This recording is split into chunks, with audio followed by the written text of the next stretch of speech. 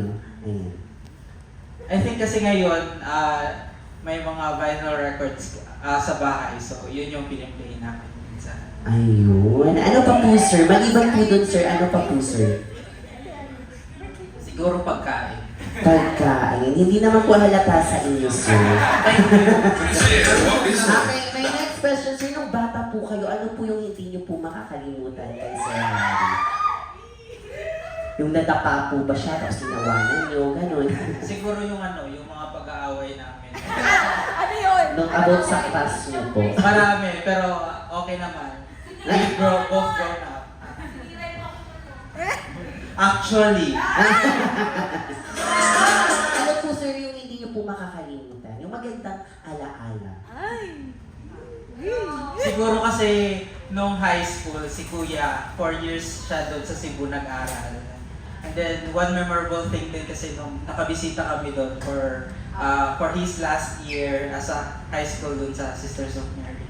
Then, maganda yun na memory kasi nakapag-bonding kami after long time na hindi nagkikita. Then, nakapagsama-sama kami bilang buong pamilya. Ayun. Palakpakan naman. Ayan. Okay, may next question, sir. Ano na lang po yung lugar na hindi nyo po makakalimutan kasama ang pamilya nyo po? Yun po, I think yung lugar na pinaka gusto na magkakasama kami is sa bahay. Maganda na yung nasa bahay kami, nasa home. Ayun, kasi nagsisimula po doon yung samahan ng pamilya. Okay. My next question, sir. Ano na lang po yung ipapayo niyo po kay Sir Harry?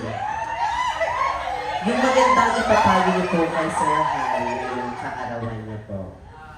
Keep it up. I'm so proud of you. Ayan. Palakpakan naman po natin si Sir Harry. How about naman po si Ma'am Geraldine? Ayan. Okay, Ma'am Geraldine, ang tanong ko po sa inyo, ano po sir? Okay, ang tanong ko naman po sa inyo, ma'am, ano po yung hindi nyo po makakalimutan na payo sa inyo ni Sir Harry? Wala. Wala pa po siyang payo sa inyo. Okay, ito na lang po, ma'am. Para ibahin po natin, ano na lang po ang maipapayo nyo po kay Sir Harry ngayong kaarawan nyo po? Basta ituloy niya lang kung ano yung gusto niya. Kung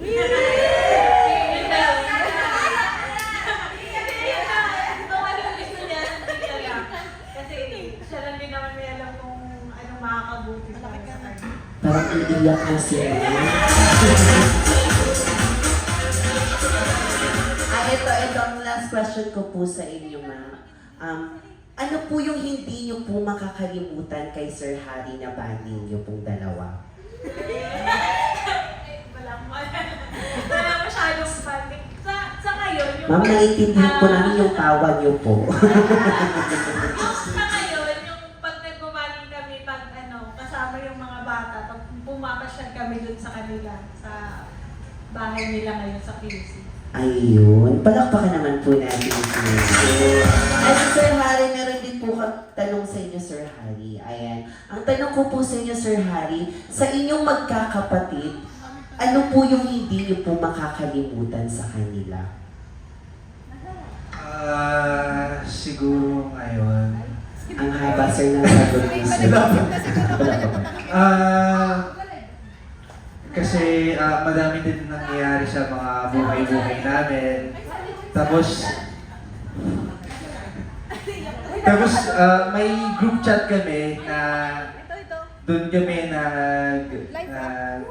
nag-message sa mga updates namin. Makinig daw muna kasi parang iiyak na si Sir Harry.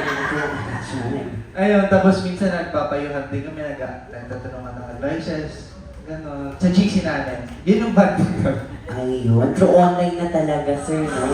Ayan. Okay, sir, may tanong po sa ako, sir. Ano na po yung kinakahiligan niyo po ngayon, sir? Pagsayaw, pagkanta, ano po, sir? Artista?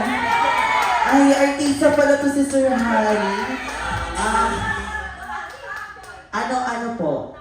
Okay, acting, Sir Harry. halimbawa nasunog yung bahay. Joke lang po. Halimbawa ngayon, sir, kaarawan niyo po, ano yung nafe-feel niyo po? Gawan niyo po kami ng act. Request po kasi nila yun, hindi ko kasi nila. Kakanta po daw si Sir Harry, palakpakan muna natin si Sir Harry. Okay, sir.